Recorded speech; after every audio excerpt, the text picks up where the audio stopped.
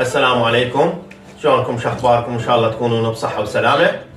اليوم راح نقف على اهم 10 نصائح تهمك في الحياة اليومية، وما انت عليه من صور ومواقف تظنها تفيدك ولكنها تضرك او تعطي صورة عنك عكسية.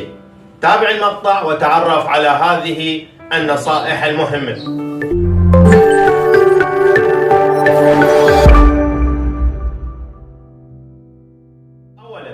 إذا اعتقدت أنك على صواب دائما فاعلم أنك مصاب بداء الوهم النفسي. إذا حاولت دائما أن تذهب إلى أن كل ما تملكه من بيت أو سيارة أو حتى زوجة أو أولاد على أنهم أفضل مما يملك الآخرون، وتحرص على أن تبين ذلك في كل محفل، فاعلم أنك مصاب بداء ضيعة الأفق. إذا حرصت على أن تكون بوقا لأحد أو تعمل على الترويج لأمر معين أو ظاهرة معينة بدون البحث والتمحيص، فاعلم أنك مصاب بداء الغباء.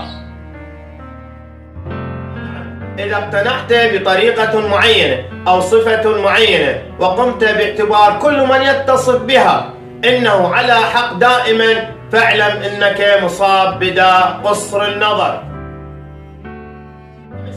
إذا حرصت على أن تجيب أو تكتب المعلومة التي تعرفها وبدون التحقق من أنها ملائمة للموقف أو لا، فاعلم أنك جاهل.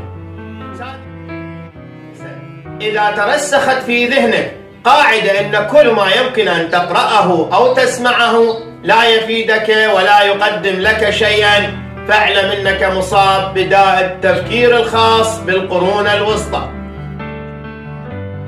إذا أصبحت وأمسيت وأنت منشغل بالآخرين وبأخطائهم ومتناسيا وضعك الخاص وعملك وهمومك، فاعلم أنك مصاب بداء الجهل المركب. إذا حرصت على أن يكون رفقاؤك أو أصدقائك ممن هم أدنى منك رتبة كمستوى علمي أو كأعمار، فاعلم أنك مصاب بداء التصابي.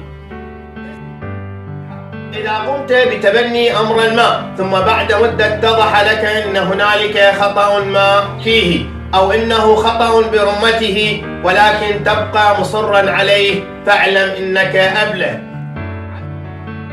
إذا قمت باسترار الكلام وحرصت على حفظ بعض المصطلحات لتحاجج بها، فاعلم أنك مصاب بالفراغ الذهني. هذه 10 نصائح ذكرناها لكم، نأمل أن استفدتم منها، ولا تنسونا من خالص دعائكم، وشكرا لكم.